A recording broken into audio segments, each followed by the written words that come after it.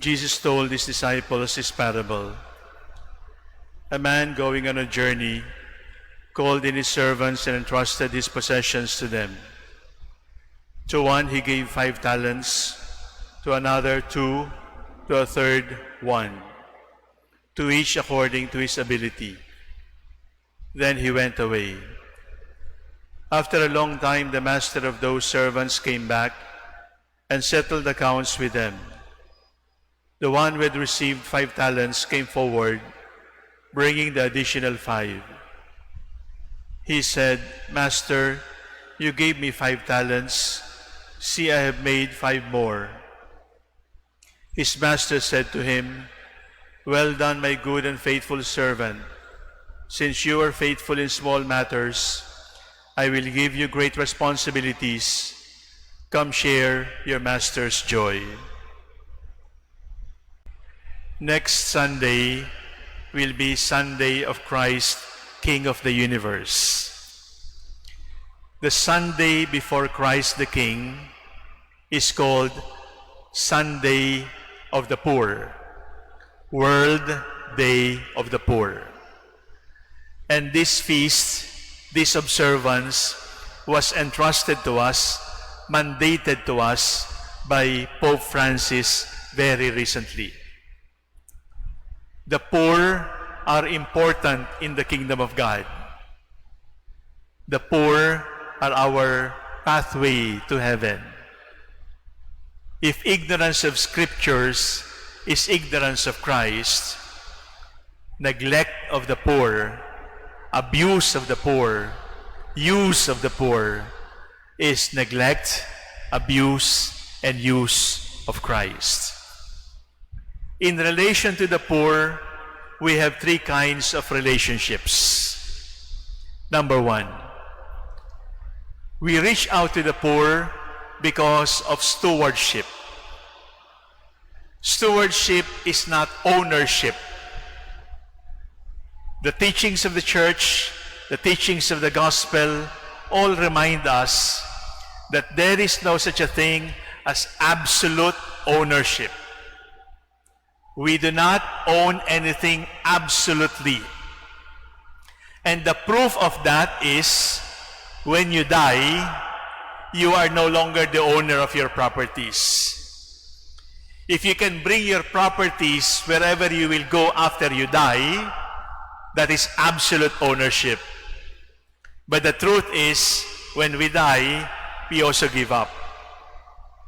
So there is no absolute ownership because we are living on borrowed time, we are using borrowed things, we are living in a borrowed world, and everything and everybody has to make an accounting before God. So we serve the poor, we give to the poor, we share with the poor, because the poor are our co-owners. Co-owners. Co-owners of our money, co-owners of our properties, co-owners of our talents, co-owners of everything. If we are co-owners only with the poor and stewards of what God has entrusted to us, therefore, everything is temporary. The second reason for helping the poor after stewardship is service. Next Sunday, we are going to be reminded that we will all die. And when we die and have to face the Lord and be judged, the Lord is not going to ask us, how many times did you go to Mass?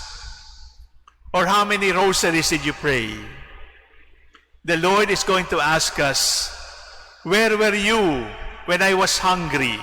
Where were you when I was thirsty? Where were you when I was lonely? Where were you when I was imprisoned? Because the Lord is going to say to us, whatever you do to the least of your brothers and sisters, you do to me. And therefore, the poor are not just our co-owners. The poor are our masters.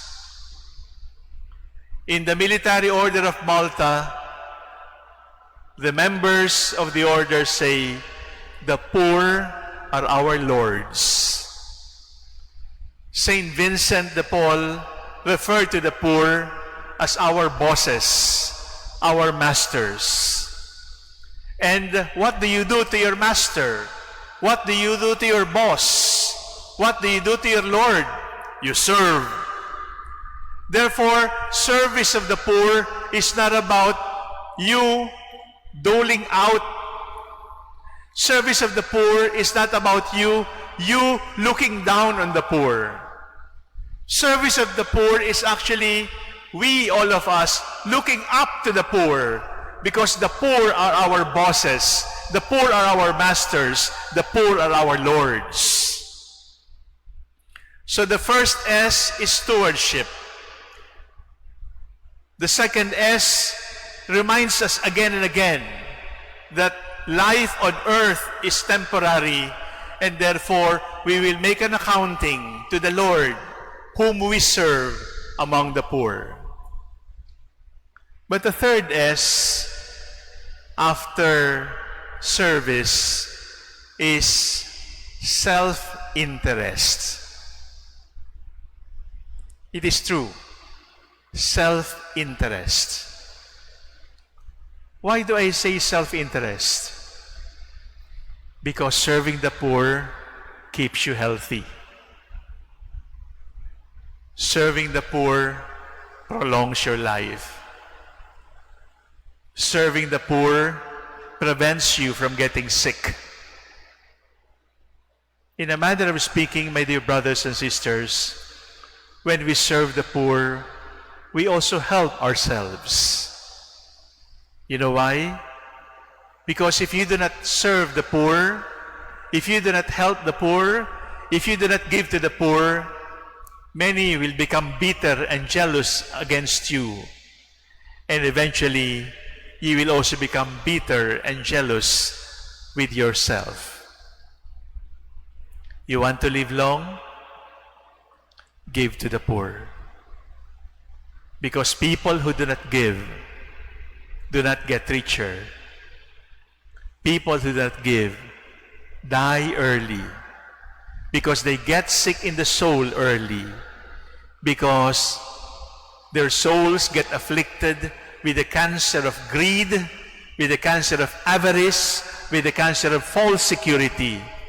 And therefore, even if you are still breathing, you are already dead, because you have lost the meaning of living, and the meaning of living is in giving. Giving to the poor helps the poor, but giving to the poor helps you also. It keeps you healthy, because in ignoring the poor, in abusing the poor, in running away from the poor, in being rude with the poor, you will get sick eventually, if not in the body, certainly in the soul. With the poor, we are stewards. For the poor, we serve. And because of the poor, we serve ourselves, our own need to stay healthy. The poor are our co-owners. The poor are our masters. And the poor are our healers. If you are sad, if you are unhappy, if you are not able to sleep, if you are restless, if you are anxious, try giving to the poor, and God is going to heal you from that anxiety, from that restlessness, from that useless fear, because the poor heal us. The poor are our masters, and the poor are our co-owners. We are stewards of the Lord.